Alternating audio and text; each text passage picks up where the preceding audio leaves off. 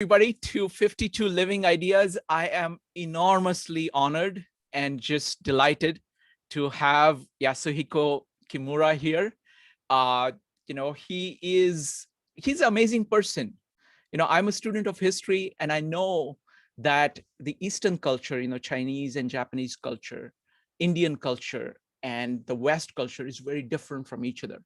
And people find it difficult to actually see across these cultures. He is most unusual person I've met. I consider myself to be fortunate because I've lived half my life in one of these cultures and half my life in another.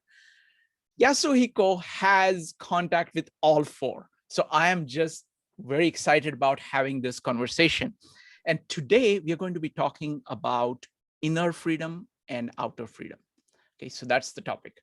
So welcome, Yasuhiko. Thank you. Thank you very much. Yes. So Yasuhiko, let's open up the topic. What is inner freedom and what is outer freedom? Inner freedom is the absence of compulsion, and outer freedom is the absence of coercion. Wow. Mm-hmm. And society will be freer and freer if there are less and less in coercion. It will be, at this moment, impossible to eliminate all of the coercion. If somebody wants to harm others, you have to stop them. Mm-hmm. So in that sense, there will be a minimum amount of coercion still needed. Inner freedom, we can be completely free from all forms of compulsion, which is actually internalized coercion.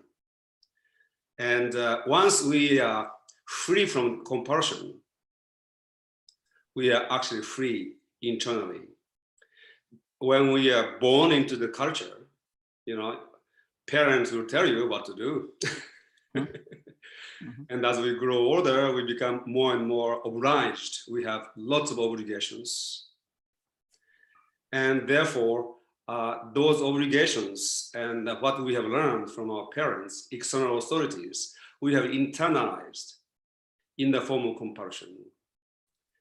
And so once there's a compulsion inside, you are not psychologically free. So you may be doing something compulsed or out of your freedom. And that's two different things. So inner freedom, we can be 100% free. Externally, we can get closer and closer to that level. Wow. That's wonderful. So what I want to do is I want to have this conversation chronologically, your intellectual development, and we will go ahead and bring in this theme. We will talk about different things and we'll bring in this theme. So first thing is that you grew up in Japan. Yes. And you became a Zen Buddhist monk. Yes. At the age of 16. So please tell us about that and what did you learn as a Zen Buddhist? I actually, at the age of 16, I had some kind of a cosmic epiphany. I was really in the place of, when teenagers, they think about life.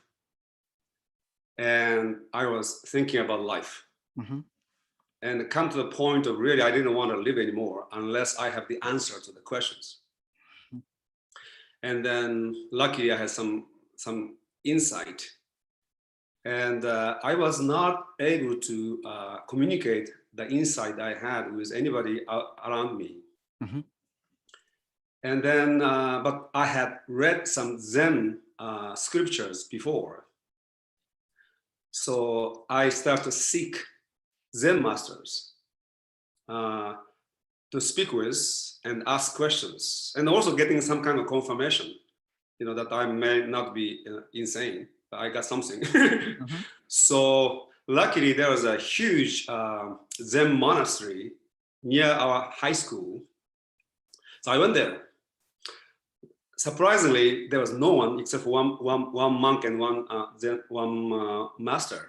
Mm-hmm. And this young monk told me, you came to the right, you are in the right direction, but not this monastery. I will send you to my Zen master, who is about 2 hours from here, and he can guide you. So I took a train for 2 hours to go to the other Zen temple, actually. Mm-hmm. And that's where my mentorship, learning, apprenticeship with the Zen master started. And by the time I became 18, I lost interest in the schooling system. So I decided to just dive into Zen and be initiated. And that's why I became Zen monk and stayed in Zen monastery about 5 years. Yes, and I got 6 months monastic training, and 6 months I had a professor of Buddhism from a university giving me, he was a friend of my Zen master, giving me academic tutorship. So I had a meditative monastic training and then academic study of Buddhism from Chinese and Japanese literature. That's 5 years of my life. And then they sent me to India. So before we go to India, what did you learn during these 5 years? Yes. Most religion is based on beliefs, belief systems, you see. So Christian, you believe in something, and even Buddhist, they believe in something. Zen Buddhism is unique. It actually is based on inquiry, asking questions. So when I met my Zen master for the first time, I asked many questions. But every question I asked, he replied with another question. So Zen is unique in that sense. It is very inquiry-based spirituality. And your Zen master will never actually give you any answer. You need to really discover, find out for yourself. So he more like a direct your questioning in the right direction. That's all they do. Wow. Wow. Now, in a sense, there's similarity to Socrates because his dialogue is also based on a lot of questioning. Mm-hmm. And today, or not today, in the late 20th century, we had Krishnamurti from your country. Mm-hmm. His approach was also inquiry-based. When I came across Krishnamurti for the first time, I said, oh, this is like a contemporary Zen. Wow. He didn't prepare his audience to be able to have a discussion with him, a conversation with him. So they turned him into a kind of a guru and they tried to turn the Krishnamurti into some kind of something that he didn't want to be. But there are people like David Bohm and a few others who are thinkers. Mm-hmm. And when you read Krishnamurti and David Bohm's series of conversations, that's amazing, literature. They ask questions together. Wow.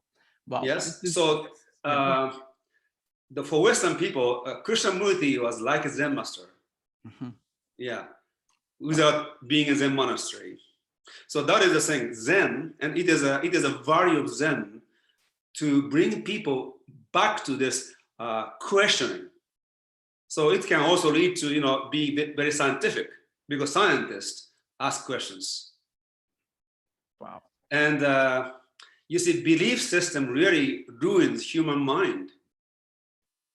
When we talk about Spinoza, we can talk about, but Spinoza has like 4 different way of knowledge. Mm-hmm. And sometimes he only talk about 3 because the 4th one is like not even knowledge. It is a hearsay. It is belief. Some authorities say something and you believe it. No critical thinking, no asking questions. And one group of people believe in something and somebody else believe in, and they go against each other. And they don't really don't know what they actually don't know. Wow. So that to me, the eternal value of Zen Buddhism, mm-hmm. bringing people into the space of inquiry and asking questions. Now I was very lucky to have actually encountered that. And maybe because I was asking a lot of questions myself and nobody could answer me. So questioning was like a part of me. So it was natural for me to get into Zen. At the same time, having been in that environment, I can see the value of being in that environment. Wonderful. Yeah. This theme of questioning will keep coming back to, because I Yeah. think that's the core theme of. I say to people, answers are temporary, quest is eternal. Yes. Beautiful, beautiful. So you went to India, and it is coincidentally you lived only a few blocks from where I used to live. So tell me, what was India like, and what did you learn from 3 years in India? So in a way, being in a monastic environment, and although I got pretty good academic education from this professor, it was ancient Japanese and ancient Chinese. So Buddhism, and I read some books in other field, but it was a Japanese translation. So learning English and Sanskrit and Tibetan and all those languages start to open up my mind.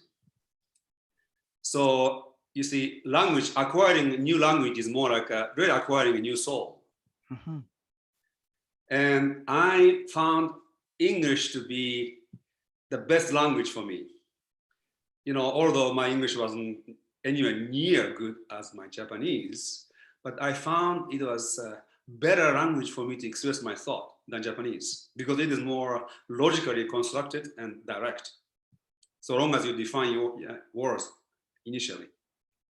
So that's number one. And number two, I met lots of people from all over the world, young people, my generation, a little bit older. And so interacting with, Germans and French and Americans, my world expanded. And of course, Indian people. Mm-hmm. And then also I started to study Buddhism in English and some part in Sanskrit. It gave me a different perspective.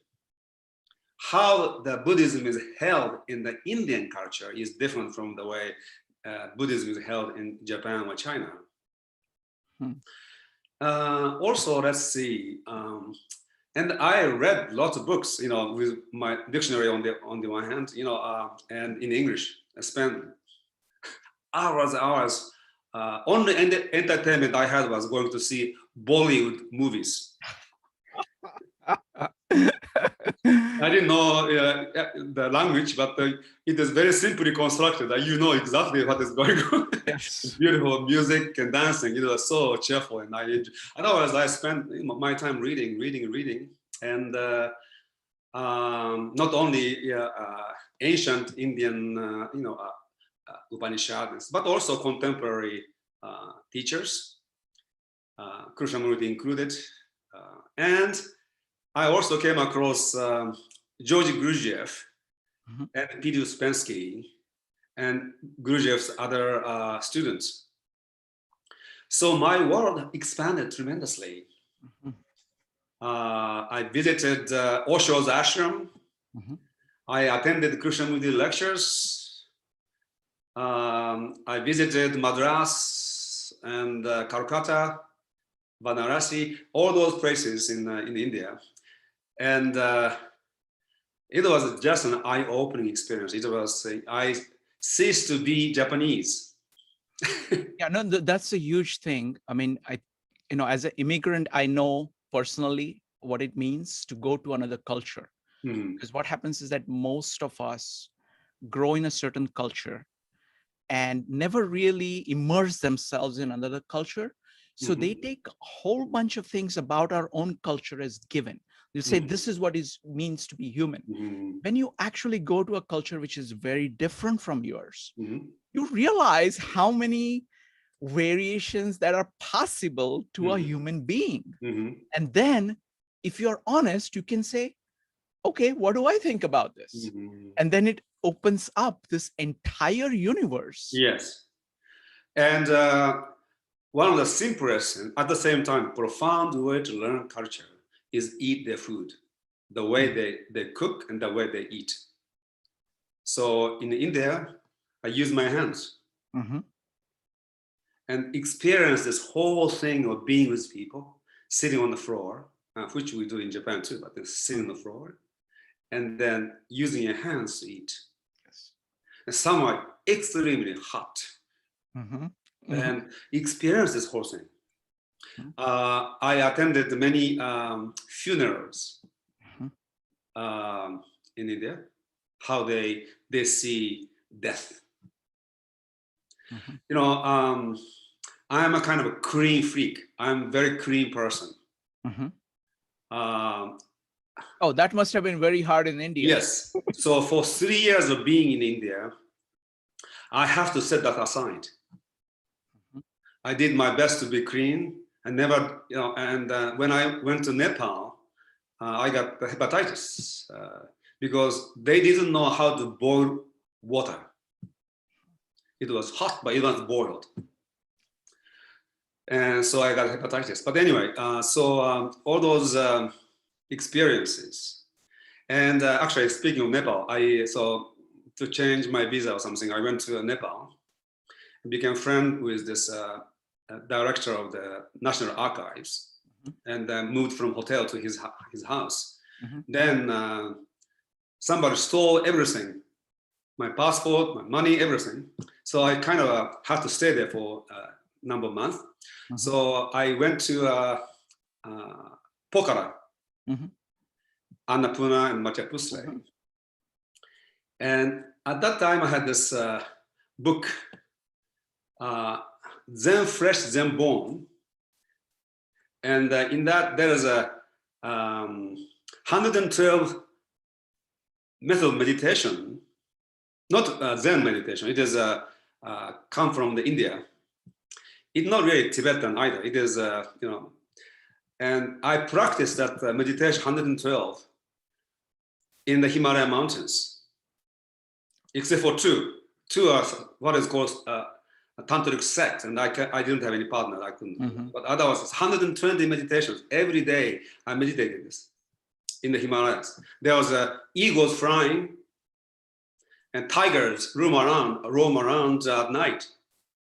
So they told me I have to be in certain time, otherwise, you know, I'll be in danger. So I sat in particular spot, very close to eagles in flying around.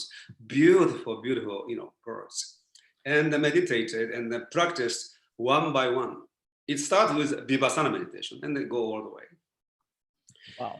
So that memory is part of the experience of being in India. It was more Nepal, but still it was amazing. And Nepali people are different from Indian people. They're different kind of culture, you know? Yes. Wow. Yes. It brings back memories. Yeah. It brings back memories. I have read that book, Zen Flesh and Zen Bones. I have been to Himalayas, and I remember the eagles flying. Yes. In the middle of just tremendous amount of wind, they are able to just tweak their little feathers in order to remain in place whenever they need to. You know, the first few days I was a little bit concerned because they're very close, but they completely ignored me. Completely, they didn't even pay any attention whatsoever. Wonderful. That's a very interesting experience. I never saw tigers. Wow. Wow. Wow. It was good. Yes. Yasuhiko, there's just so many fascinating things to follow up on. So one of the things I want to start with is the language. Yes. I'm a big fan of Julian Jaynes. You are also a big fan of Julian Jaynes.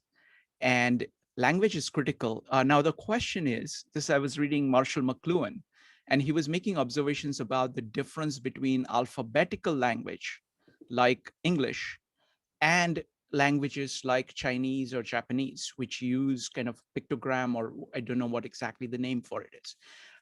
So you are very observant about yourself. So what is it like kind of reading Japanese? What was the experience like moving to a language like English? I don't know if anybody said this to you, but you know, there are three kinds of languages in terms of how it is read. So Japanese and Chinese goes from top to bottom and right to left. Imagine that your eyes moves like this. So there's a kinetic component to reading.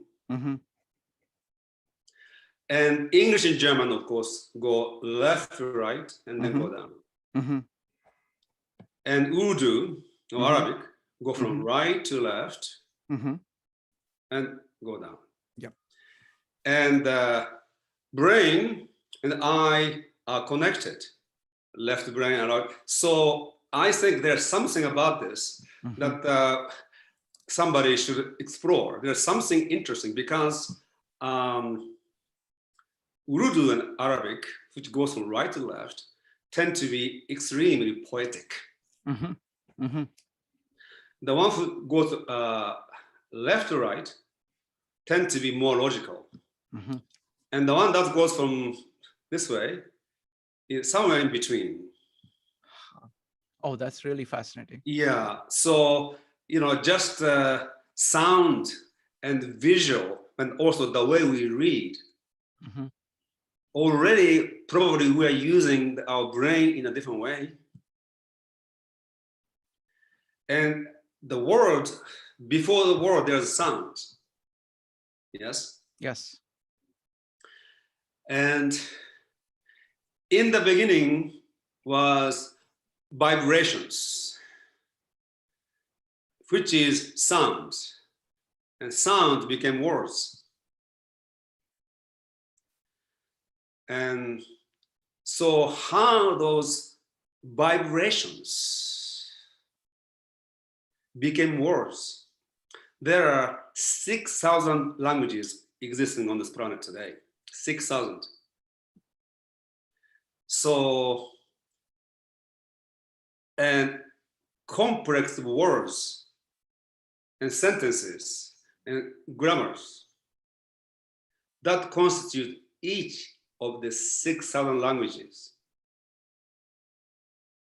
are different. So when you master the second, third, and fourth languages, one of my mentors knew 22 languages.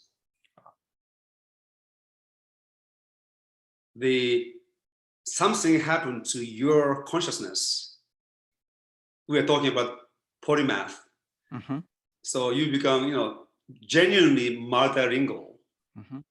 And the way you start to think and relate to the universe will be enriched.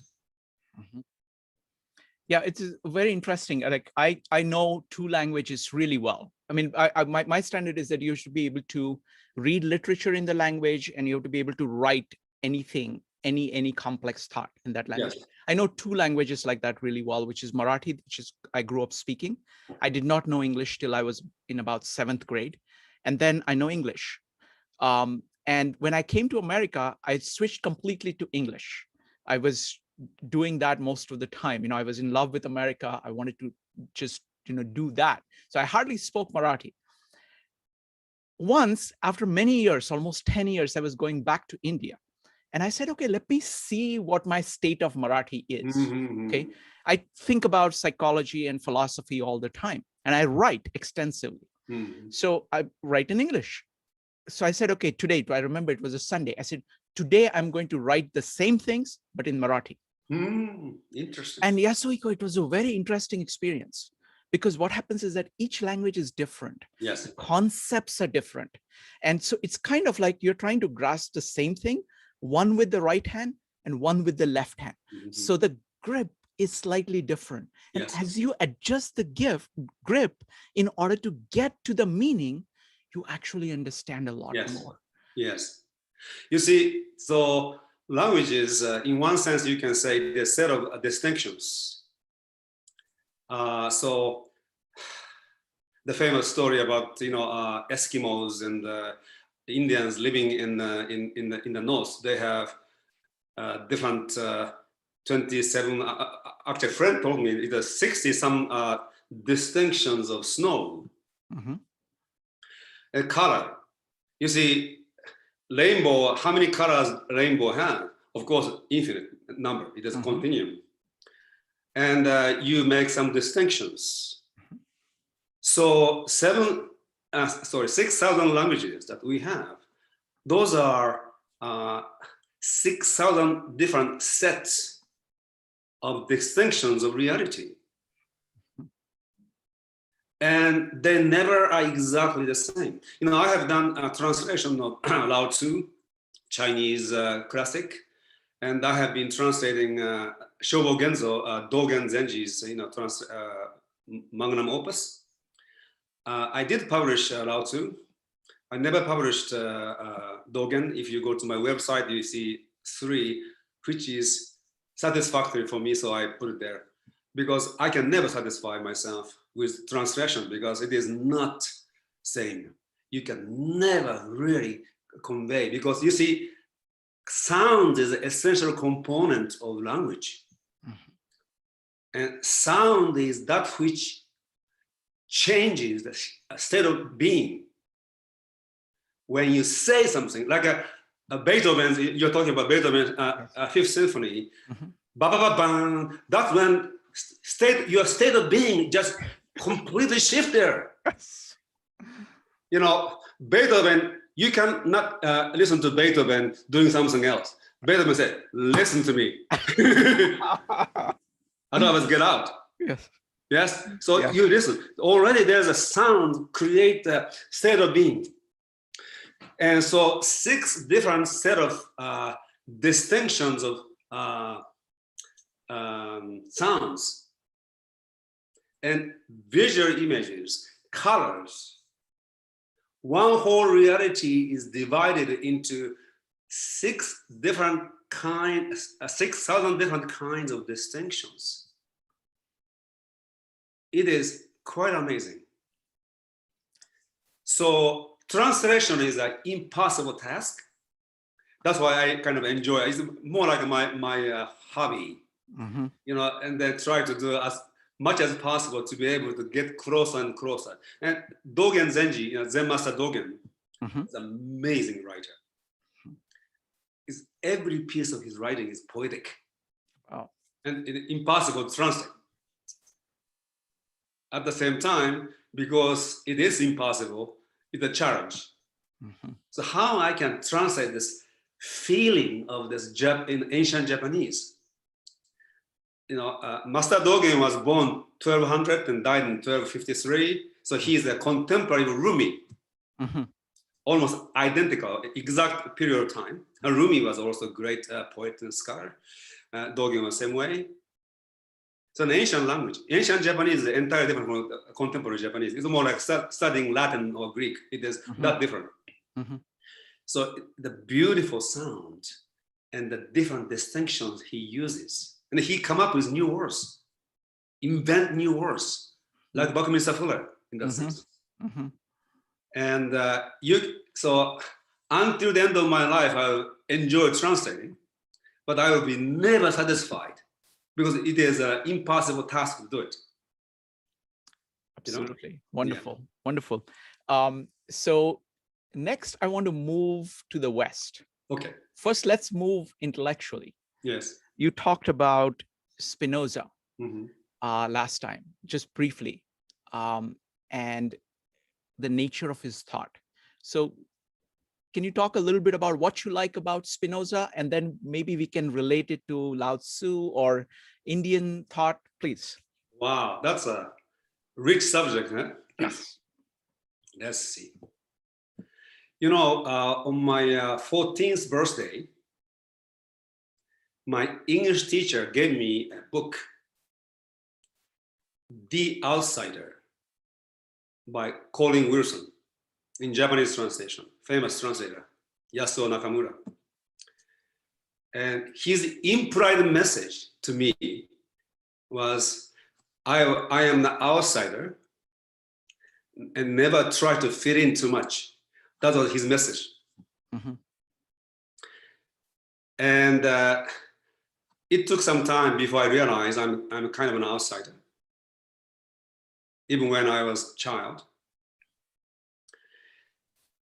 One element of my affinity to Spinoza is he was an outsider. Yes. His family was Jewish, living in Portugal, converted into Catholicism, but not really. And then toward the end of, I think, 16th century, his family moved to Holland and reconverted to Judaism, but not exactly. So his family and his community has been outsider, number one. Number two, he was a real original independent thinker. So he went to, regular school, Judaic education, and he was supposed to become a rabbi. Actually, he was a star student, but being an original thinker, he started to disagree with Judaism. So at the age of 24, he was excommunicated. So, he had never went back to any academic, positions. So he was outside a community of outsiders, and he was outside of that community. Nobody. So I admire him for having developed his philosophy entirely through his thinking and rethinking, although he was influenced by many scholars and philosophers. I like original thinkers, and he is one of those people. That's number one. Number two, his philosophy is, secondly, I'm not like you, expert in mathematics, but when I was growing up, I loved math, especially geometry. And I think one of the greatest memories, most joyful memories of my childhood was solving geometry problems. I got the university textbook on geometry. And so it teaches you, some theory, the axioms and theorems, and then you apply that one. This thick. It was my joyful moment, being alone, nobody is bothering me, I just do this. So geometry was really my love. And as you know, Spinoza's, writing is geometrical. And the way he expounded his thought geometrically kind of corresponded with my maybe my mental structure. There's an abduction, induction, and deduction. We all use those three reasonings, but I am more deductive person than abductive or inductive. And Spinoza was also that way. If I can compare myself with such a genius, but mental tendencies like that. So that's number two. Number three, his philosophy itself. It has so much in common with Eastern thinking. So he kind of defines God as this infinite, eternal substance whose essence is existence, or you can say being. And it is equivalent to nature, but nature not in the most like a nature with divinity, nature with spirituality.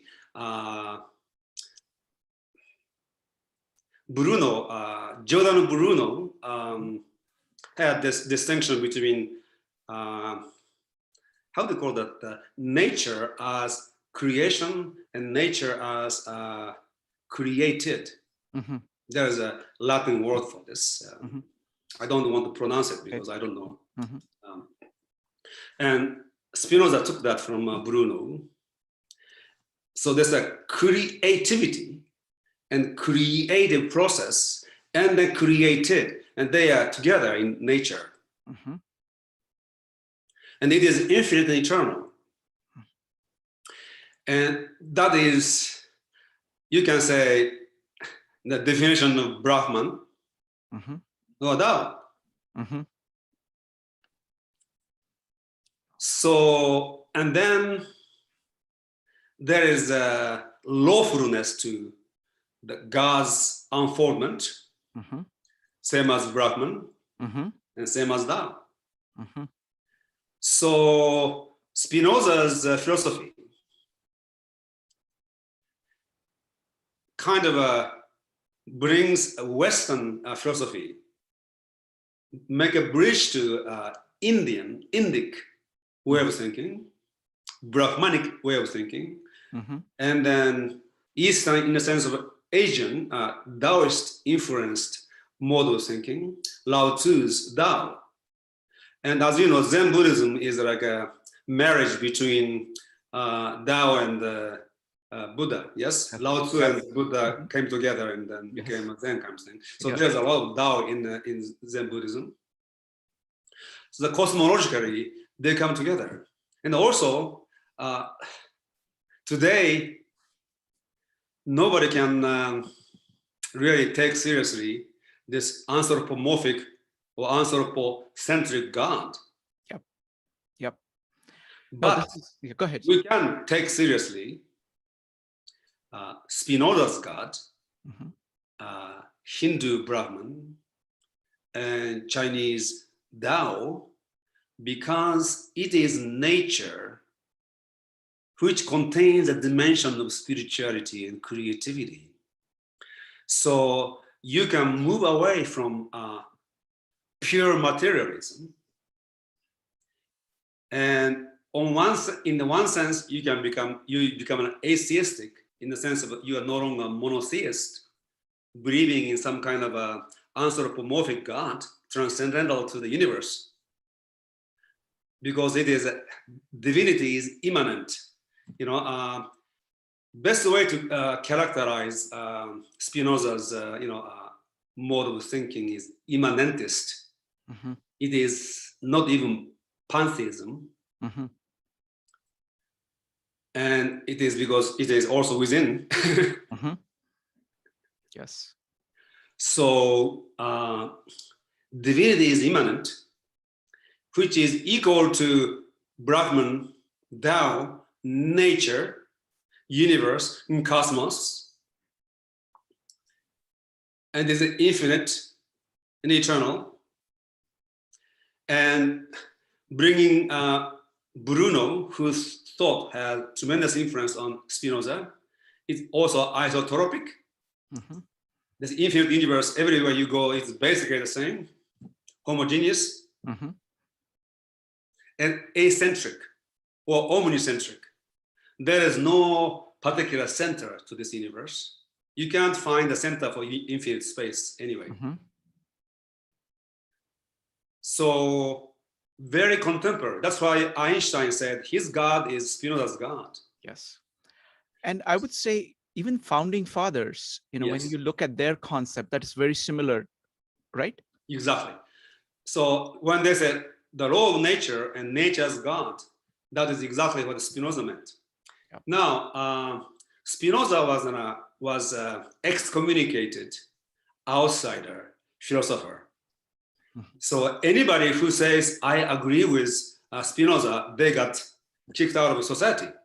He was like a dangerous outcast. But secretly, people actually admired him. And most of the British philosophers who had an influence over founding fathers of the United States, they are actually, if you eliminate all those circumlocutions and the indirect difference, they're all the follower of Spinoza. The most famous one is, of course, John Locke.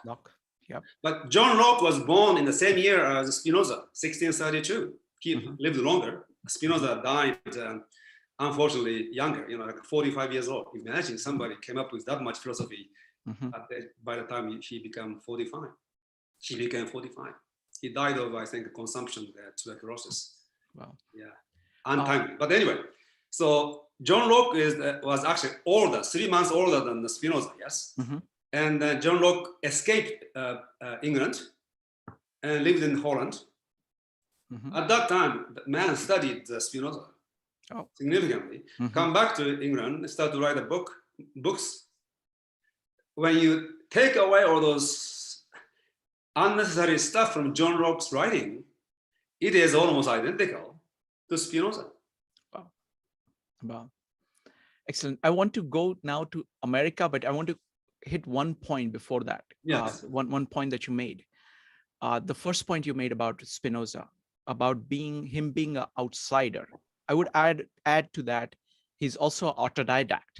Oh, no question. He's studying by himself, he's learning by himself, and he's outside of any system. So he's not beholden to anybody. Mm-hmm.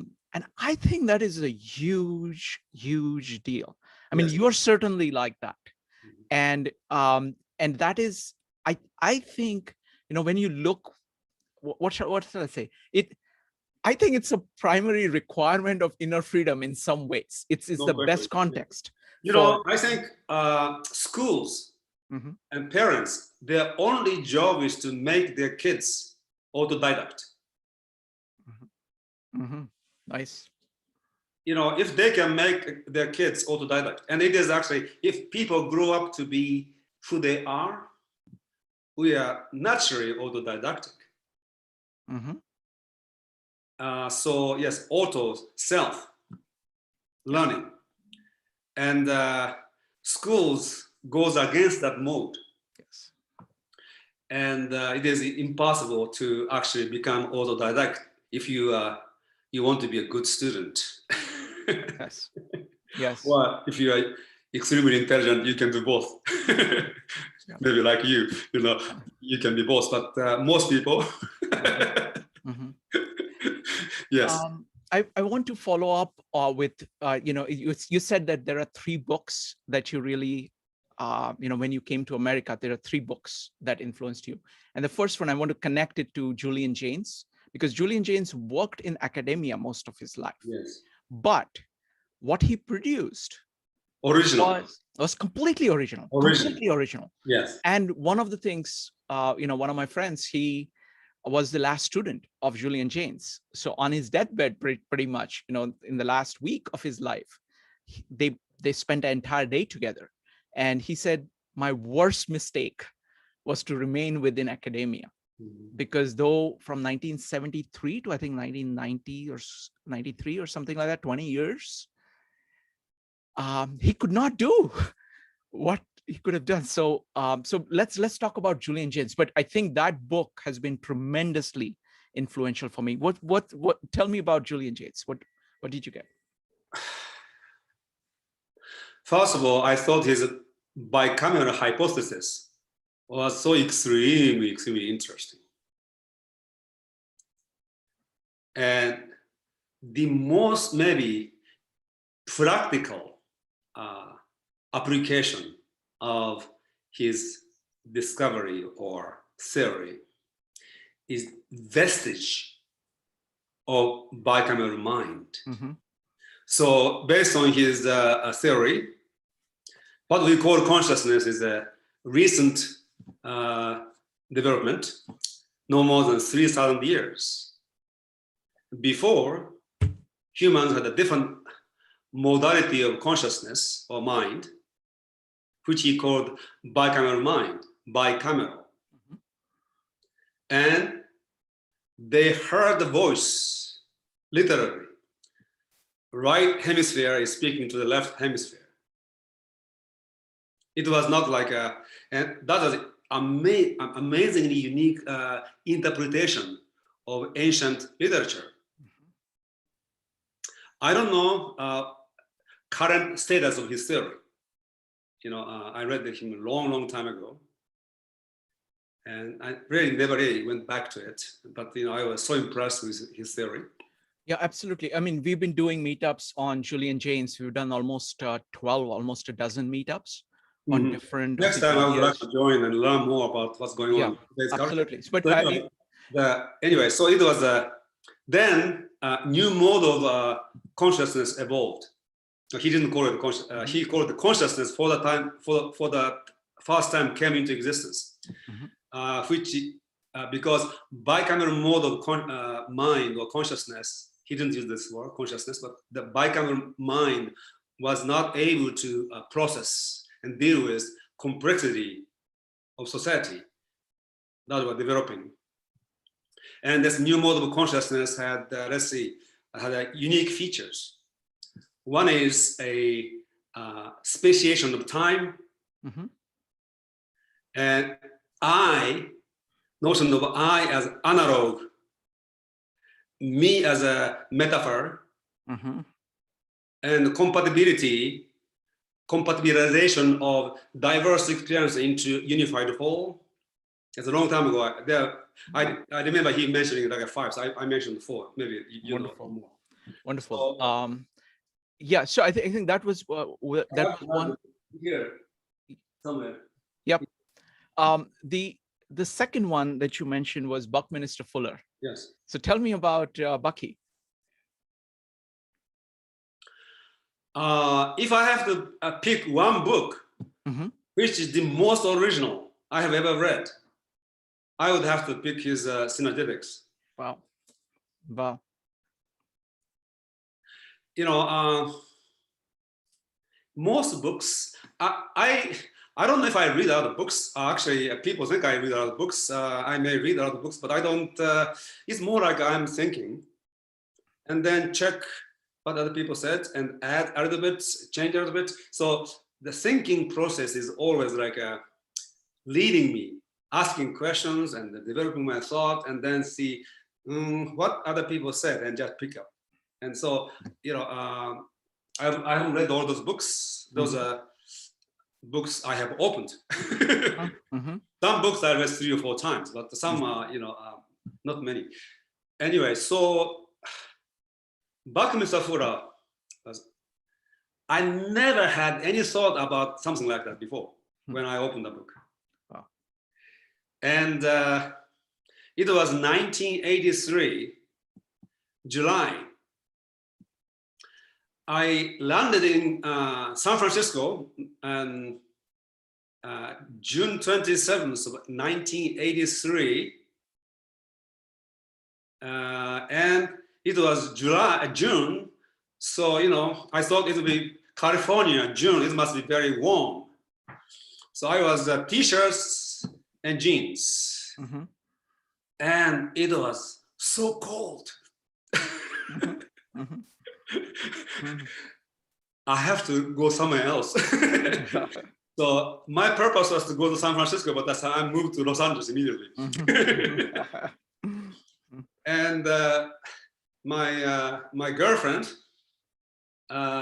whom I met in San Francisco, her parents had a house in Holmby Hills, which is near Beverly Hills. And then so I stayed in their home, and then she took me around. And we went to Beverly Hills. And there's a Beverly Drive, and there's a bookstore called Hunter's Bookstore. It is no longer there, at least as far as I know.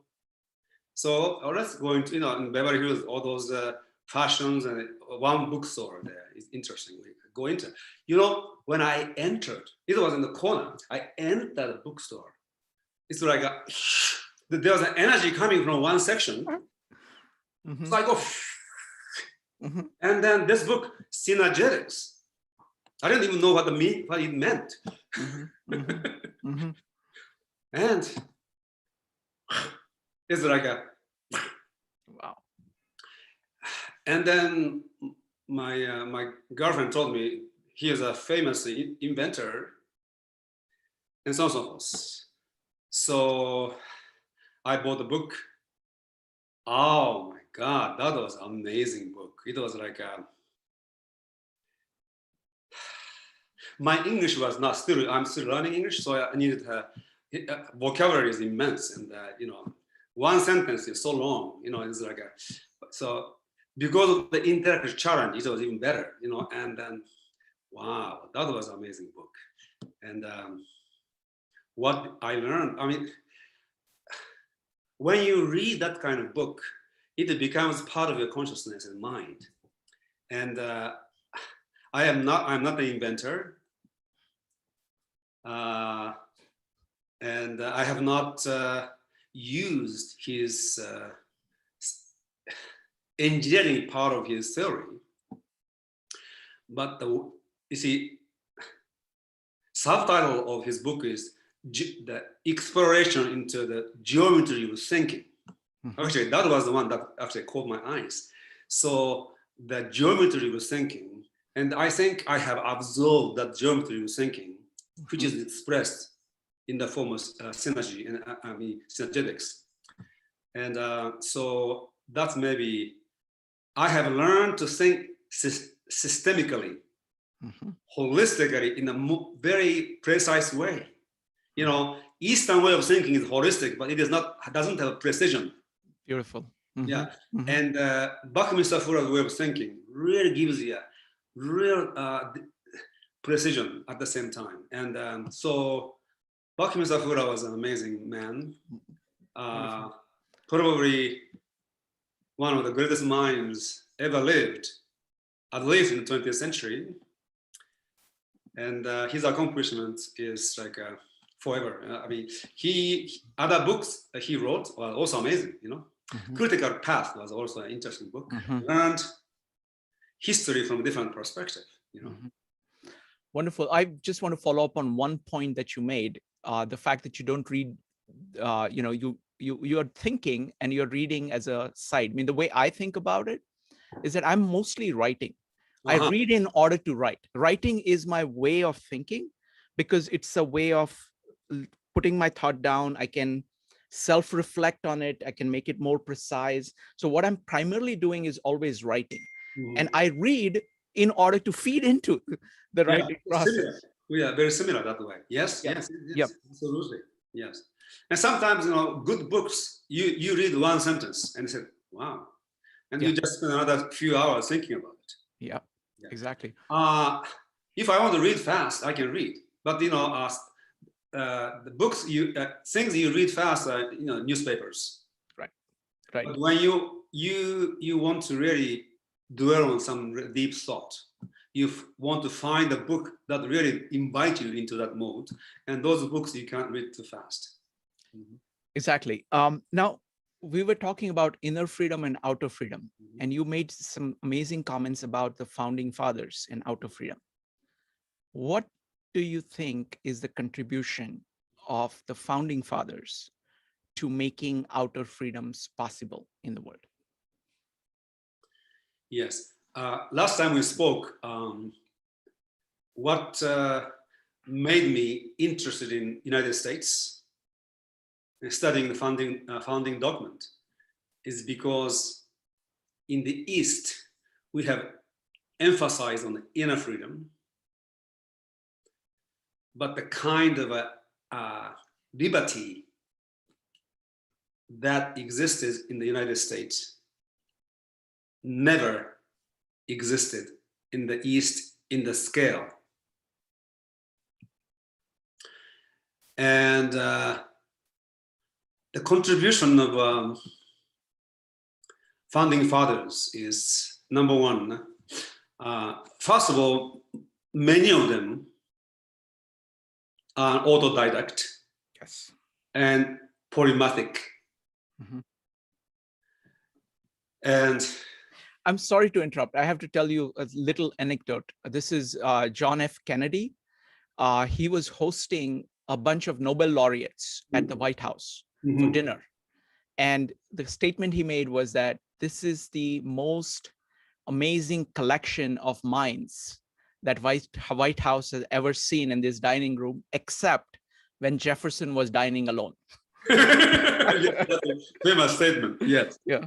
Yes. Yeah. Maybe he was the most scholarly person. Yeah. Of all of them. Thomas Paine was like me. You know, he thought more than he read. But anyway, so they studied and read lots of books, and they brought at least 3,000 years of, you know, philosophical thinking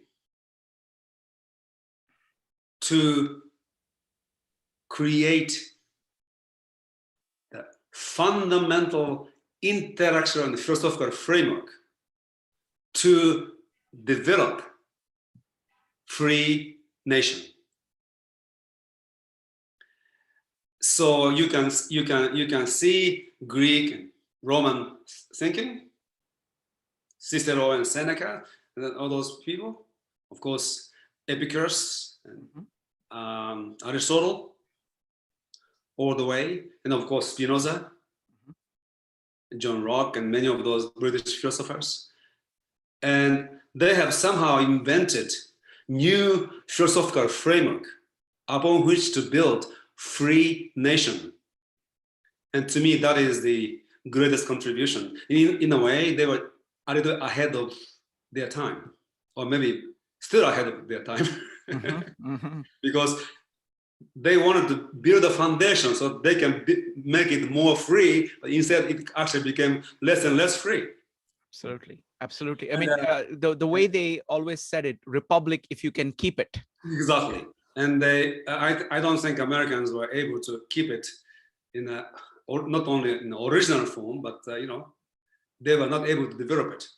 In my view, one of the problems that they had is, I think they needed to develop an annotation for Declaration of Independence and Constitution.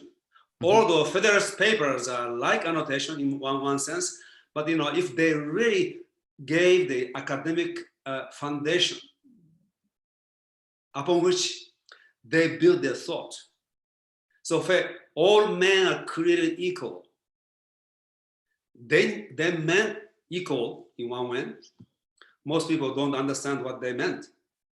Now, the equality is one of the most misunderstood and abused concepts in philosophy and law. And so if they explain it, what do they mean by equal? And nobody's equal, everybody is different. What do you mean by equal? But at that time, they knew exactly what they meant. It comes from, John Locke and then go back to Spinoza and all the way. So there's a clear meaning to the equality, but somehow they didn't give the explanation for this. So, everybody is a product of their time. So there's something called background of obviousness in communication theory. So what I think is obvious to me is not necessarily obvious to you. That's a cultural thing. When you are in a communication with people from different culture, first you have to establish the same background of obviousness in order for you to be able to communicate. And so what was obvious to them then is no longer obvious to us today. But if they have explained it, we would have had a better way of understanding founding document and then kept evolution going. That's number one. Number two, do you know that most of the founding fathers were accused of being atheists? I didn't know that. Most of them.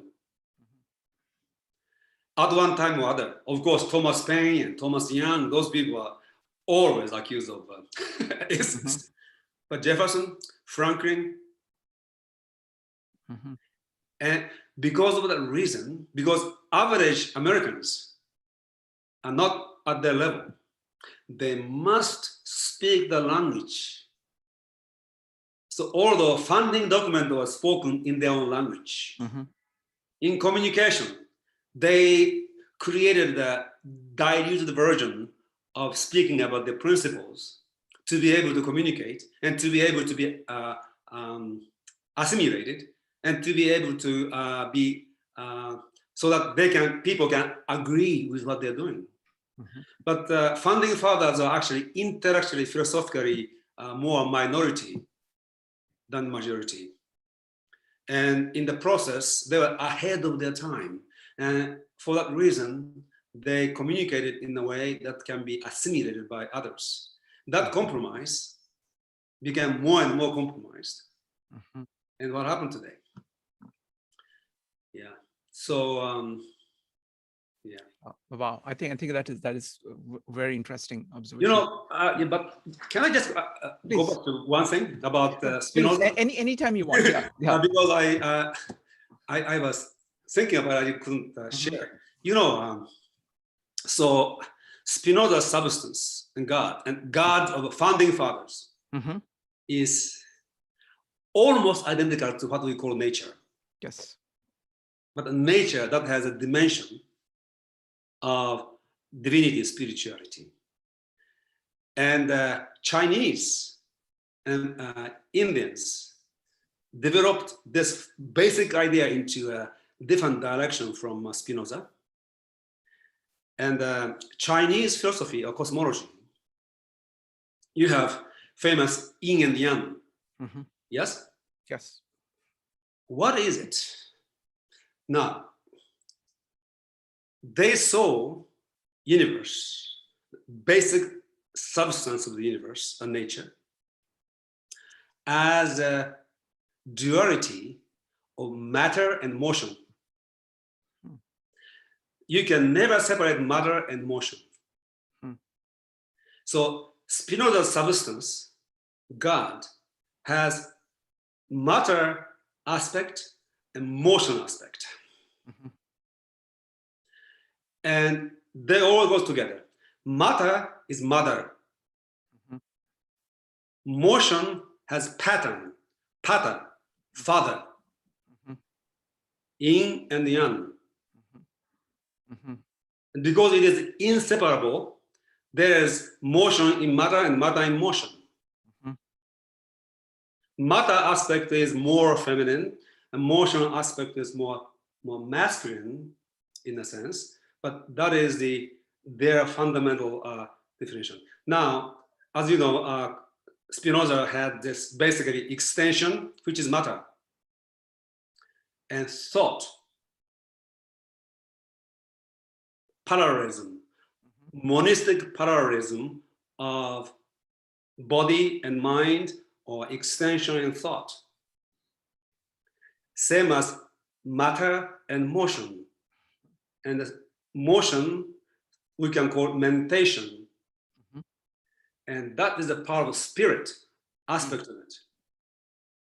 And throughout the whole universe, this infinite universe, there's a matter aspect and motion aspect.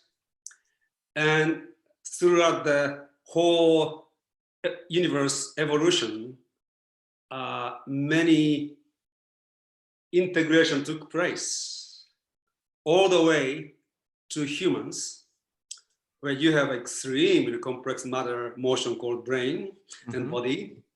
It has a both sides. And this mentation becomes so defined that we actually use language and then we speak.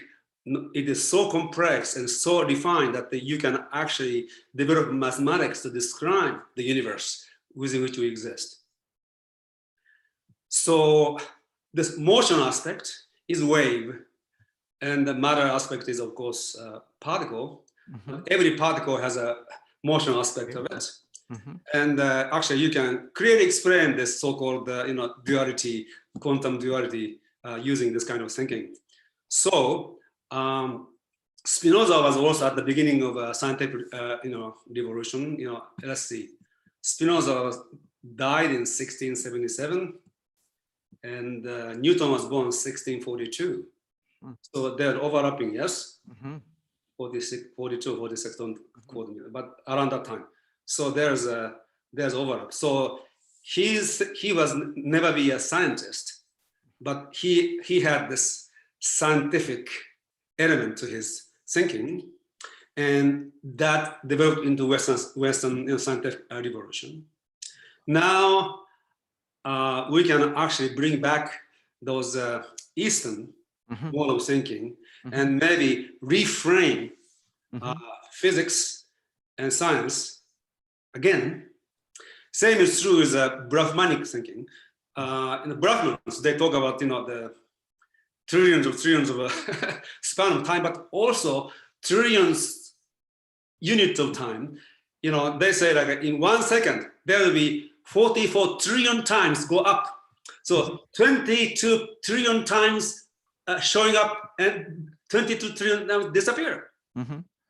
That sounds like a Planck's constant. So it is, and that will, and then that continues. Eternity is right there, void, and that is also a motion, yes? Primordial motion. So when we bring kind of integrate this mode of thinking, philosophical thinking, East and West, especially Eastern thinking, and reframe modern science. And when scientists become again natural philosophers, there may be new development. Wow. What do you think? Because you are a scientist. No, I this is very profound. This is very profound. And what happens is that the science has gone, taken some aspect of science and ran with it. Like Newton was a spectacular success.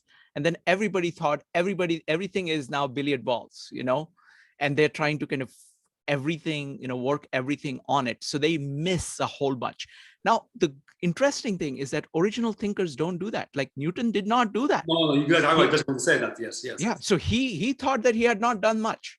His whole thing was, even at the end of his life, he was saying, I don't know how other people see me, but as for myself, I seem to have been just a boy playing on the seashore, and I've discovered some seashells more shinier than the others.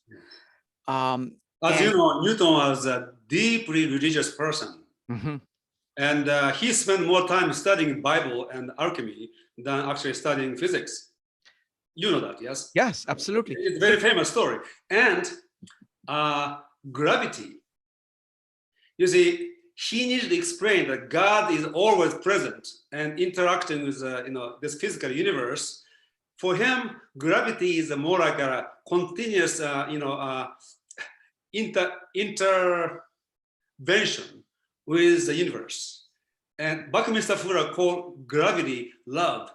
You know that, yes? Yeah. Love is gravity. Gravity is love. I think in volume 2, he talks about, volume 2, he gets a little bit more in that dimension. And gravity is love is another name for gravity. Let me ask this question. Yes. Because we are kind of talking about that general area. What is, go ahead, you are about to say something. No, just go. Okay. Give you a joke, but it's okay. Okay. What is the integration between religion and science? Religion has been around for a long time. It has provided a base for humankind for a long time. Science is amazing. It's the thing on which we are actually building a lot of things. What is the integration between religion and science? You see, this question is asked today. It was not asked at the time of Newton or Galileo. And because we divided them. Yes. Now we have to put it back together.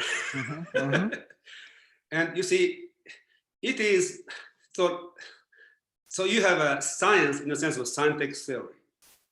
And you have a religion in the sense of religious scriptures or philosophy. But where they come from is the human intelligence and human consciousness and the human mind. And autodidactic and polymathic mind, which we all have, do not think in compartmentalized way. So the question that we are asking is in a way inadequate to answer this particular question you are asking. So it is really, we need to bring back our consciousness into the holistic mode of being and follow the question, follow the wonderment that we have toward the mystery of universe. Then some people who have the mind like Newton, the expression of the exploration will be more mathematical and scientific. But some people's outcome may be like a poetry. And many people will be creating music. Yes. And actually, as you know, music and mathematics, in a way, the two sides of the same vibration that permeate the universe. Yes? Yes. You know, since we're talking about Taoism, so you have I Ching and Tao Te Ching. Mm-hmm. The I Ching has yin and yang, Mm-hmm. yes and no, actually no and yes. Mm-hmm. Mm-hmm. Mm-hmm. And then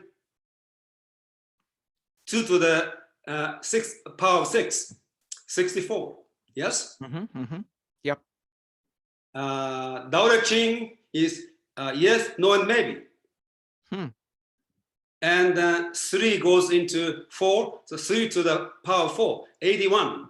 Hmm. Hmm. Okay? And then 6 is divided into 3 and 3, earth and heaven. And this 6 and 6 divided into, again, earth and heaven. So they saw this universe.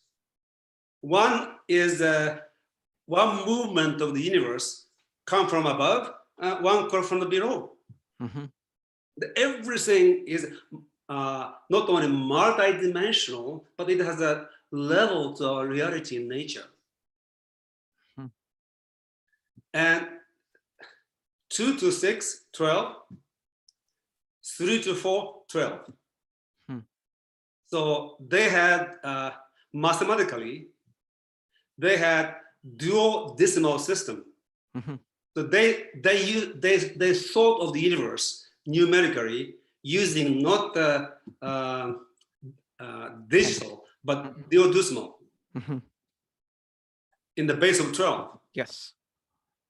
And binary is the essence of this, but there's a 3, 6, and 9. Mm-hmm. So as Nikola Tesla said, if you understand 3, 6, and 9, you understand the universe and vibration. Mm-hmm. They had the basic idea about this 5,000 years ago. Wow. So I Ching and Tao Te Ching is a scientific mathematical aspect of their philosophy and cosmology. And there's a reason why there's 81 verses and 64 verses in the I Ching and 81 verses in Tao Te Ching. And each number, 1, chapter, the verse 1, verse 2, it is not a coincidence. There's a number there, numerical system. So they actually had the sense of numbers and ratios. So cosmological aspect of this is expressed through numbers, which also goes back to Hebrew, scriptures. Mm-hmm. Because each Hebrew character has numbers. Yes. Mm-hmm. So when we begin to expand, being autodidactically and polymathically expand our curiosity and understanding of universe infinitely, eternally, time-wise, Mm-hmm. we can come to create a new kind of civilization, new kind of knowledge together. Wow. Wow. And now talking about inner and outer freedom. Along with Spinoza, I don't believe in free will. Mm-hmm. There's no such thing as free will. People don't have free will. And that is not to be free. So, when you have a choice, and you don't know which one to choose, you're confused. If you are free from that confusion, you do what naturally follows from your being.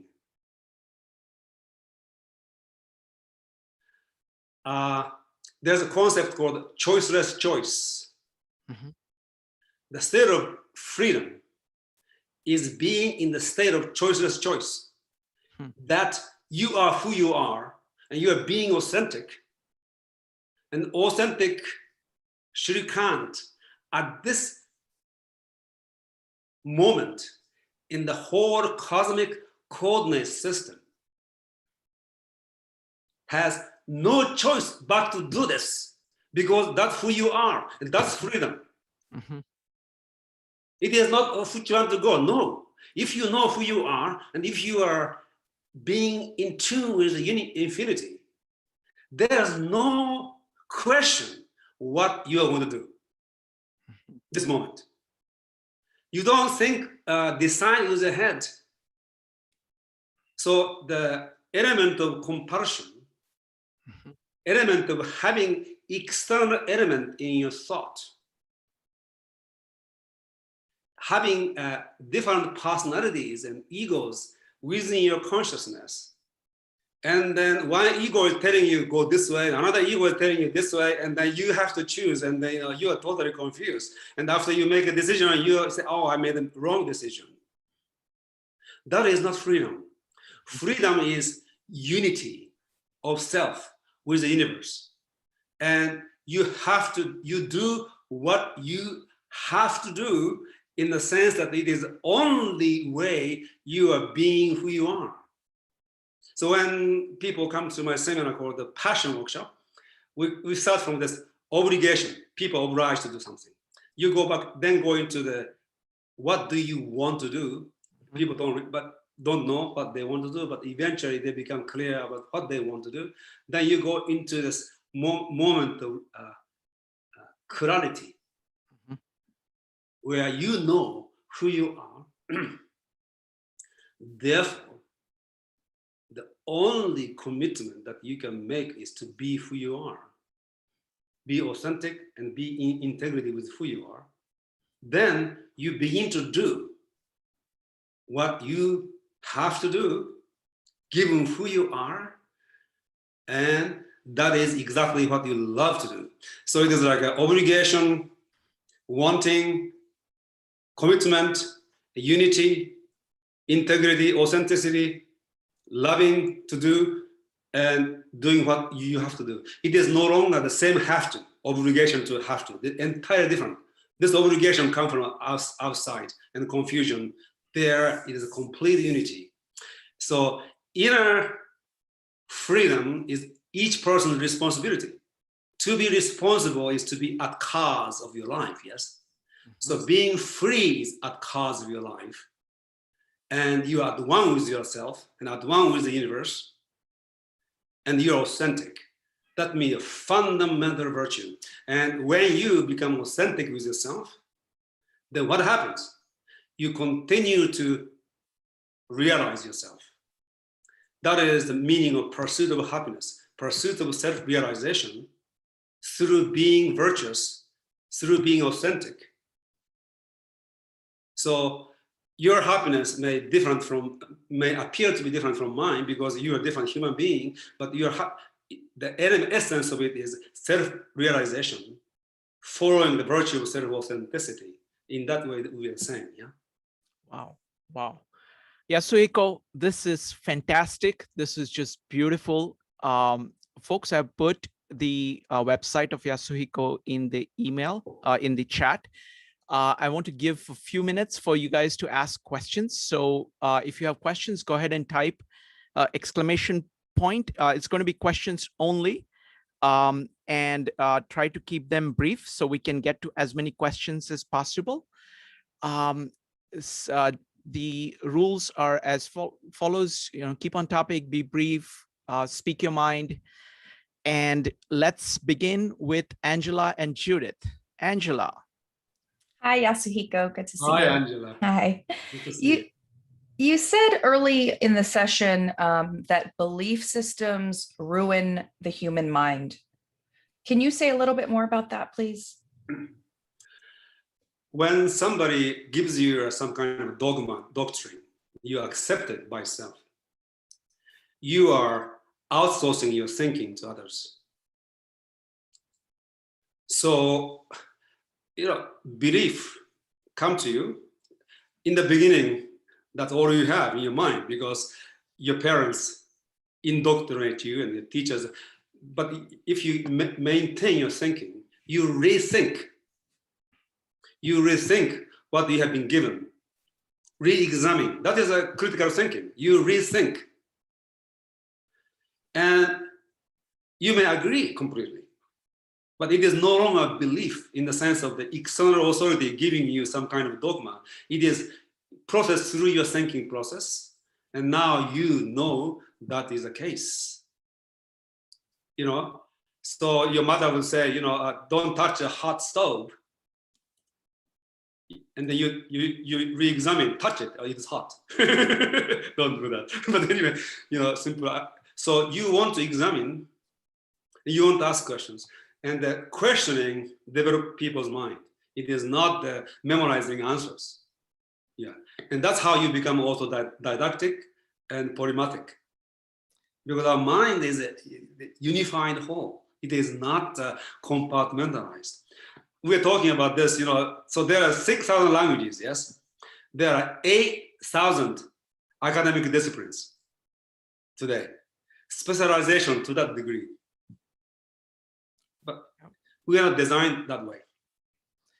Exactly. Next up is going to be Judith, Joe, Jean, and Nari. Judith. Hi, thank you, Yasuhiko. You mentioned that equality was the most misunderstood and misused word or idea, that the founding fathers had something else in mind, that they explained in a way common people would understand. So I was wondering if you would expand on that. Because I agree that equality can never exist, but how should we think about that? Well, this is you know, one subject we can speak 90 minutes in the next conversation. But basically, what they meant is like you and I are equal as human beings in the sense that, you know, we are different from dogs and monkeys. That's one sense. So we are all humans, which means kings and queens and beggars are the same, equal, as a human species. That's one element of this equality. So it is not like a uniformity or identity equality. We belong to the same species. And as human beings, we are equal. That's number one. Number two, in the process of creation, we are all created by our parents having a sexual intercourse. None of us was born from immaculate conception. We are born, we are created in accordance with law of nature, equally. Number three, once we live in society, we are equal under the law. You know, one group of people and another group of people, they need to follow the same law. Those are the basic three elements of equality. And we can really go deep into this. And that's what they meant. And it was commonsensical for those people who were writing this. So they didn't really pay too much attention. In my view, anyway. You know, they are very thoughtful people, but I think it was so obvious to them, they didn't really need to clarify. But that's what it meant. You know, we are living in democratic society, but we have to transport ourselves into the 18th century. King and queen had a different right to the commoners. They are not equal. So it was a revolutionary idea. We are the same as kings. They are no different from us. Same humans, under the same law of nature and law of society. Nobody has any privileged place in the scheme of nature and scheme of society. That was their point. Thank you. Next up is going to be Joe, Jean, and Nari. Joe. I'm sorry, I was out there for a minute. Wonderful presentation. Thank you for joining us. You spoke early in the talk about the idea of freedom from being coerced.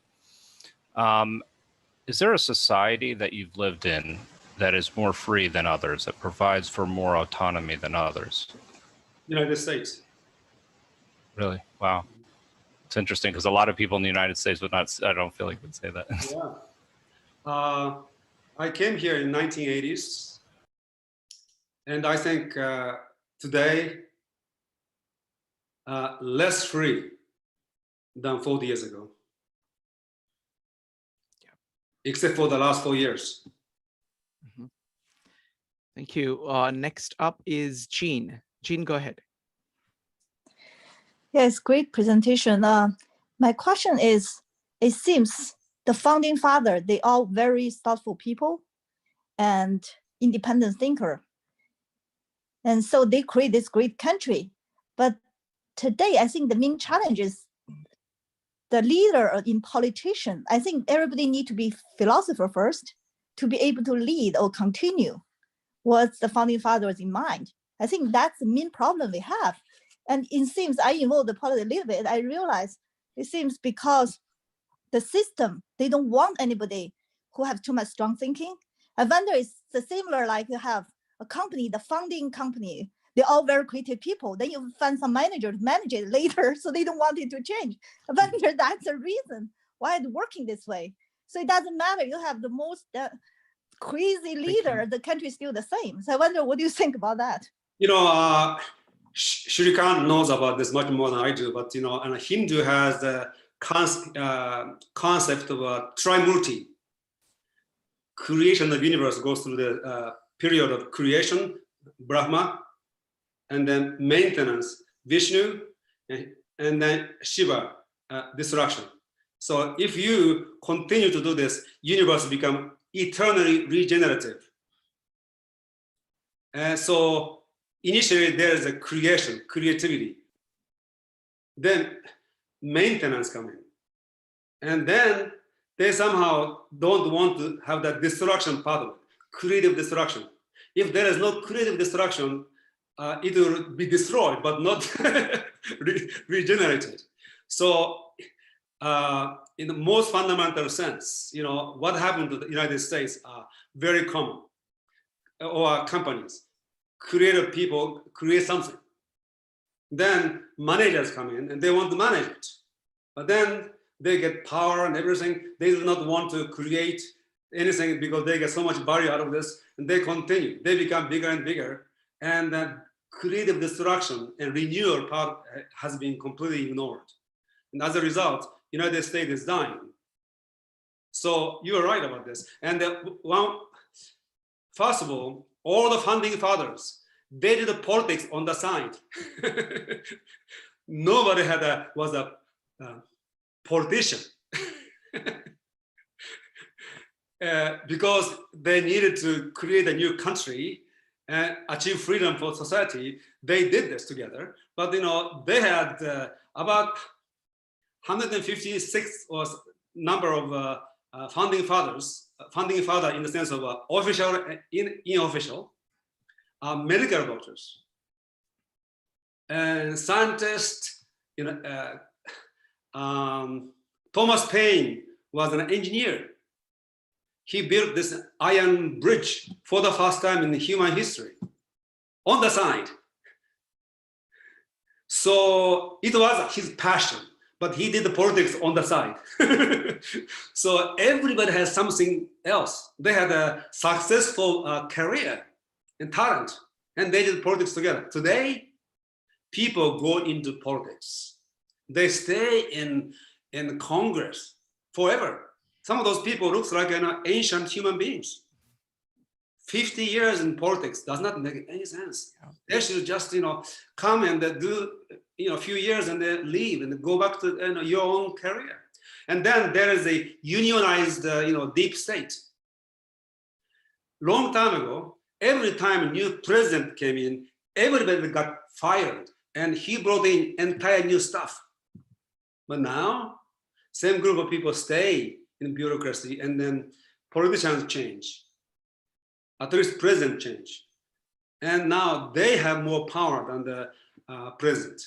So the system is really corrupt and actually dysfunctional. And you're right about that, you know. And so what we can do, we want to make sure that every politician leave within 1 or 2 terms.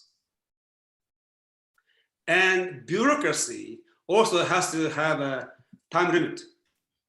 So people, it's like people used to go to army for 4 years. It's like going to the government and going to politics become like civic duty. So you do that for 4 years and 6 years, and then go back to your work. Nobody will stay in the government more than 8 years maximum. Maybe 4 years would be nice. Yeah, absolutely. They were founding fathers were different people, like Washington or Jefferson. Yeah. Washington wanted to be at Mount Vernon, kicking and screaming. They said, okay, I have to do this, so I'll be a president. Yeah. For a short time until I can get back now. To same thing with so it's a very different attitude. Yeah. Next question is Nari. はじめまして、Kimura-san. Kimura Sensei. Nice to meet you. Thank you so much for this talk. I thought it's been really kind of enlightening and kind of shifting my thinking, because the whole idea of not having free will just kind of goes counter to my personal beliefs. But the way that you explained it makes perfect sense. And I kind of want to dig into that. You say like when we're like aligned with our internal values and like authentically sitting in that point is when we don't have to worry about free will, because we don't have to make a choice. It happens naturally. But unfortunately, we're not in a situation necessarily or a society where we can live in that moment or in that space continuously. So how do we kind of develop that authenticity? And then at the same time, is there perhaps a point or perhaps a need for some sort of coercion in society for us to kind of grow and develop into better people? You know, like our parents have to coerce us to like share our toys when we're children, or learn how to share. Like if we're left to doing it naturally, we might be like, yeah, this is all of mine. I'm not gonna, nobody else gets to touch my stuff, sort of thing. The person or consciousness in you that asks that question, that is a fundamental dimension of who you are. So we want to really acknowledge that part of ourselves that is asking authentic questions.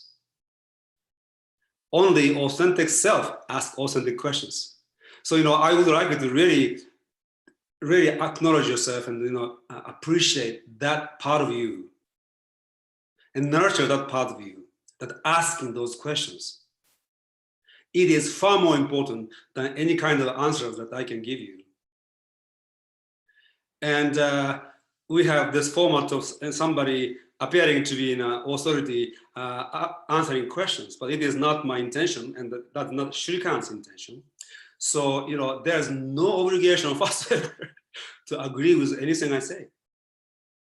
Actually, disagreement is a beginning of thought. In order for you to be able to disagree with somebody, you should be really thinking, yes. So, what happened is today I shared with you something which was not what your belief system, and you begin to rethink. And right now you are agreeing with more with me than your previous belief. That is a thinking process. It is so important. You're a young woman. It is so important to follow this movement of your thought, the consciousness and mind. So your authentic self is at work right now, asking those questions. And so I don't know if I want to answer your questions, because I would like you to just stay with that you. And now you encounter many situations in life where you have to think about this. and let's talk again next time and give me your report. It's far more valuable than me just saying something. Do you understand? Do you agree? I understand, and yeah, I'm gonna keep you to that. Yeah. When we meet. Yeah. Let's have a discussion. Yes. And Wonderful. that questioner is the one that is going to also get an answer. Yes. Wonderful. Yeah. Yasuhiko, how are you doing on time? Are you able to take a few more questions or not? Sure. You're okay? Okay. Yes. Very good. So next up is Jyoti, Jeff, and Aver. Jyoti. Thank you for your presentation. It was excellent. In the first part of the presentation, you had mentioned that Buddhism is different in India from China and Japan. Could you just shed a light on what do you mean by that and how and why they are different? Okay. So Buddhism has 2,500 years of history since the Buddha. There are this whole universe. When you say Buddhism, there's actually this whole universe of thought practices. And one school of Buddhism looks or sounds more like Christianity, and another school of Buddhism looks like Brahmanism. So it is when we say Buddhism, it is a huge universe, number one. Okay.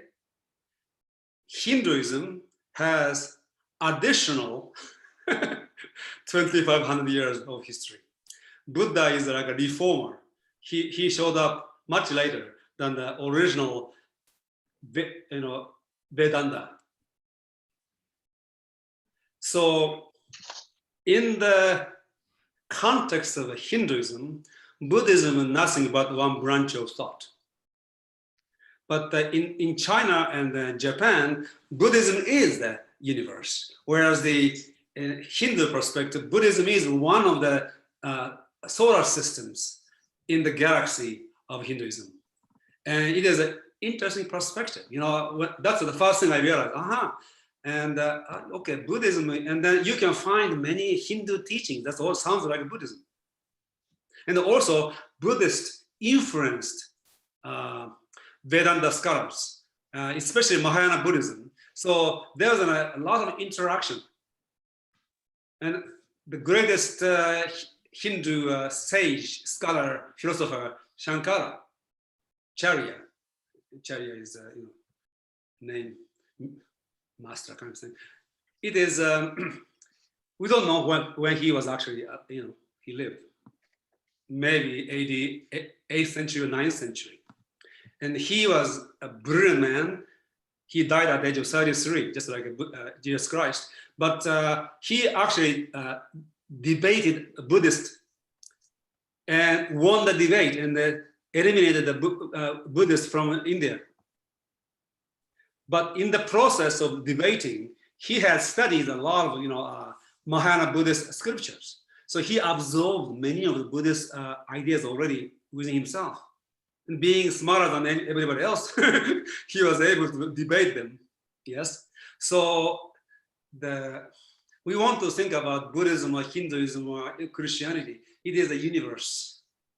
And there are many different philosophies, practices.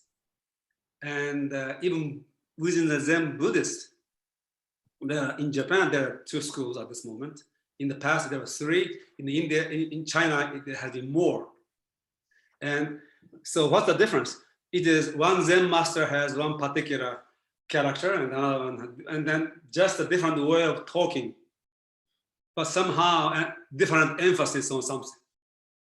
That's all. So, so maybe I don't know if I answered your question, but that is my original impression. Buddhism is one part of Hinduism. Wonderful. Thank you. Next up is going to be Jeff. Jeff, go ahead. Thank you so much for this time. Really very provoked a lot of reflection and thought. It seems to me that one of the most important things in life is the ongoing conversation that's happening between I and me, the internal ongoing conversation, listening and talking to myself. And I'm wondering, because I'm a big fan of questions as well, if there are any in particular questions you would suggest that we might ask ourselves to generate the best actions for ourselves and in our relationships with others.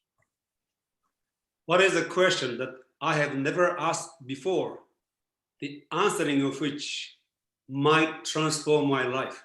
That is the question. Beautiful. Thank you. Next up is Ever and Mike. Ever. Hi, and thank you for the talk. It's been very interesting. I just need to clarify a point you made earlier. You spoke about becoming free by letting go of compassion. Now, I can understand letting go of sympathy or pity. No, let Sorry for Yasuhiko my answer. English because I have an accent. Compulsion, not compassion. Compulsion. Coercion and compulsion. Compulsion. Yeah. Compulsion. Okay, thank you. Okay. Thank you. Next up is Mike. Mike, what's your question? Very brief.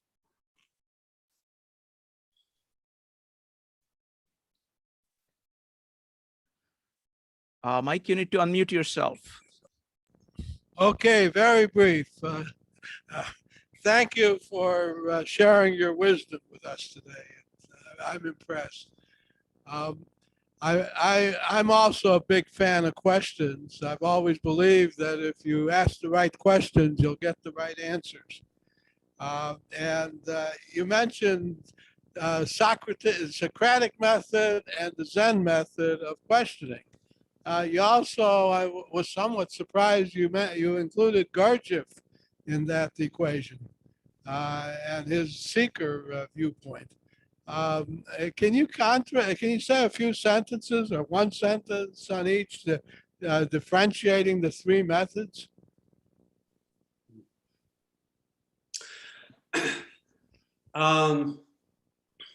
Socratic dialogue has really no end. It is a process, inquiring. It does not have it is an open-ended inquiry, joint inquiry. That's how I understand. That's how I practice with my student. And then that also involves asking questions about the assumptions upon which your question is asked. In order for somebody to ask any questions, you need to have some assumptions to begin with. We'll say, who am I? Well, already you are using those words. So each word has a meaning. That meaning has an assumption underneath. So Socratic dialogue also, at least the way I practice it, it goes into that dimension of examining our own assumptions and deconstructing our assumptions. But there's no end. It is a process, conversation, dialogue. Zen inquiry has actually an end. And the end is enlightenment. And enlightenment in the sense that, so in the process of a Socratic dialogue, you may have an epiphany, but Zen actually has a design to that end. So master would ask the question that answering of which will lead you to that answer. Secondly, Socratic dialogue, not irrational. It is actually in the Greek tradition of pursuing a reason. Zen questions will more focus on the paradoxes. It is not irrational, but it is not rational either. It is more like trans-rational. They ask questions that are paradoxical and answering of which will break you from this conditioned mode of logical thinking. So it is designed to really break the paradigm of thinking intentionally. So it has a design for break of a paradigm and break of logic as accepted by the person who is involved in that koan, Zen koan inquiry. Gurdjieff was entirely different in the sense that I'm sure he asked a lot of questions. I have never been with him. Gurdjieff is,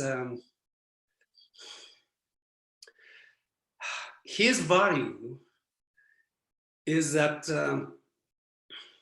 he has studied ancient spiritual traditions, great many of them, and integrated it within him and creatively applied and taught to a group of people, each of whom took part of what Gurdjieff knew. And so he contemporarized ancient teachings in a very original and creative way.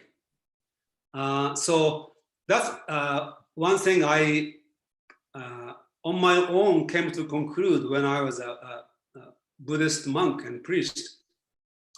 The ancient teachings are designed for ancient mind mentality, mindset.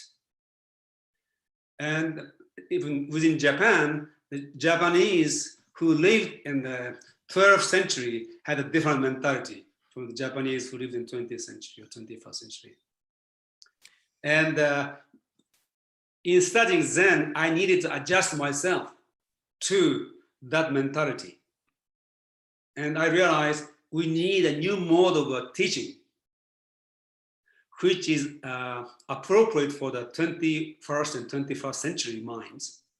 And I found that in many people, but originally in Gurdjieff, he has really transformed the ancient teaching into the teaching for the 20th and 21st century humans. And that, to me, the greatest contribution he has made. And I think he was like a super genius. I mean, this man's capacity was just remarkable.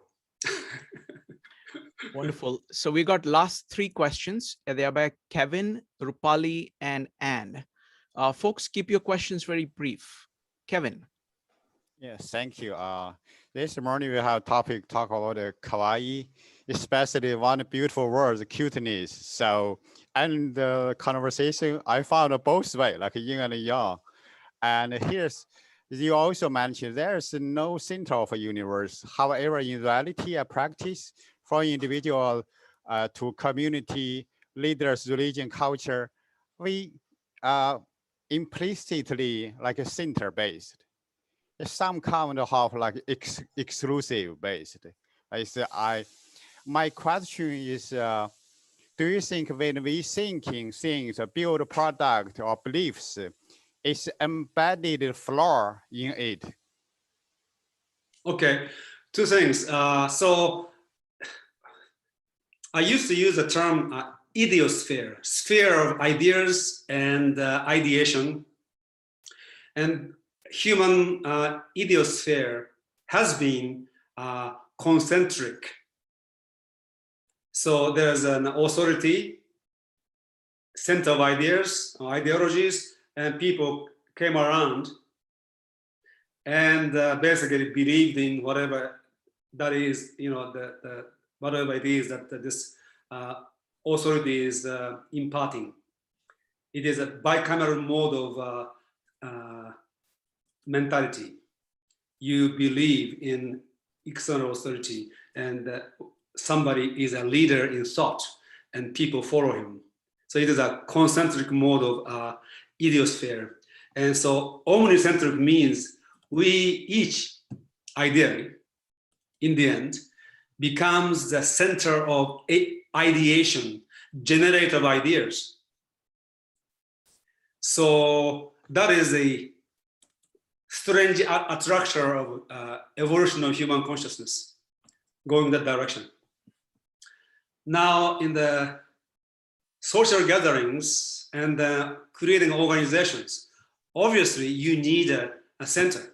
Today we are having this conversation. Shrikant and I are basically two, centers, and then people are, around this. Not because we are better or know anything, we have Shrikant organized this, and I am the guest, so we have that kind of organization. None of us is above anybody. So when you have an organization, you need to have a hierarchical structure to make that organization most functional. The problem is that that center become permanent and the organization become permanent. People come together to organize something, to do something. But when eventually the survival of the organization becomes more important than accomplishing the goals for which the organization has been created to begin with. So that is a problem. So if we have a omnicentric or at least polycentric idiosphere, and people begin to become the one of the centers of omnicentricity, organizational center will arise, but dissolves when the purpose is fulfilled. Like US president, every 4 years, somebody shows up. Yeah. So that is the view we can have. Mm-hmm. Wonderful. So last two questions, Rupali followed by Anne. Rupali. Thank you. This is a very, very interesting conversation. I wanted to kind of ask about the job of the educators and parents that you mentioned before, of letting the children be autodidactic. And there is some level of information that needs to be taught to children, and then some that has to be discovered. And how do you see that mode of education being imparted? I think a few things. Number one, mother and parents and teachers want to really cherish the questions they're asking. You want to encourage them and empower them to ask questions. Today's education is based on answers, not the questions. And actually, teachers and parents suppress kids' questions and monopolize question and answers. And as a result, children's curiosity is suppressed. So it is extremely important. You know, it is true, there is no such thing as stupid questions. So we want to really empower them. That's number one. Number two, we want to encourage children to be who they are. Obviously, in society, we need to acquire some skills and become somebody in some professions. In the context of one becoming oneself. Today, I become a doctor, I become a scientist, I become this and this. That becomes the main thing, and they ignore becoming who one is. So no two doctors are alike if they are allowed to be who they are. So education needs to be more individualized, not homogenized. Number three, in this sense, I think basic curriculum has to be changed. You know, then you can actually, convince the kids, well, you can pursue anything you want to study, but you need to be able to read. And today, you know, knowing 2 or 3 languages is like a required almost. So study language. You know, like Shrikant, I started studying English in 7th grade by teachers who didn't know English much. So I have to restudy English once I got to India. But anyway, so learning language is important. Second, they need to study mathematics because you need to have basic mathematical knowledge to be able to understand science and technology. Not only that, mathematics teach people thinking, rational thinking. So, and then there are basic things people need to study, and then you can tell them. Everything else you can study whatever you want. Basic things like basic law. You know, you need to know the Constitution of the United States to be a. You can disagree, but you have to know what it is. So basic law, and living in this society, you need to know basic accounting, how to support yourself, which was entirely missing in my education, accounting. So those basic things we need to know, yes? So you can tell them language, mathematics, basic law, basic accounting. those are everybody has to study. You don't need to be to know mathematics at the level that Shirikant knows or mathematician knows, but you need to know basic. Can you look at the differential calculus equation? That you know what it means. Probably up to the level of high school mathematics. I think everybody should be able to basically master. So there are things they have to study. And if kid likes to do a art, obviously you want to encourage them, you know. So basic curriculum will change, and the rest will be just their interest. Wonderful. Last question is from Anne. Anne. Yes, thank you very much. I've enjoyed listening to the past hour or so. My lingering question is with regard to belief, however. I know from a personal perspective, it's my beliefs that give me the greatest sense of personal peace and integrity and coherency. Now, that's not to gainsay, you know, the compelling benefits of human curiosity, but I can't just discount belief as being bad for the human spirit. So I'm wondering about your thoughts in that regard. Yes. The greatest American philosopher, many people think he is, Charles Sanders Peirce, uses the word belief. And I use it in the same way. So when you hear somebody say something and accept without rethinking, examining it, that's when the belief becomes a poisonous. When you hear and then re-examine it, and critically thinking through your critical thinking, and you come to the point of, I don't have any more question about this particular belief's validity. That's a different kind of believing than accepting external authority, whatever he or she says at face value. That's number one. So it is how you acquire belief, accepting dogma or rethinking, re-examining, and come to the point of no more question. And if you come to the point of no more question at the moment, then that belief is essential. Second, what we call belief is, in the most fundamental sense, is an assumption. You assume it. And some assumptions are re-examined to the point that you don't really ask any more question about it. So second attitude is you take the belief as the best possible assumption I have come to so far. And you engage in your thinking, exploration, inquiry. Then what you call belief, what I call assumption, what Peirce calls belief conclusion, that is an assumption about which one has no more question. Then it is essential for humans to have it in order for us to think. Wonderful.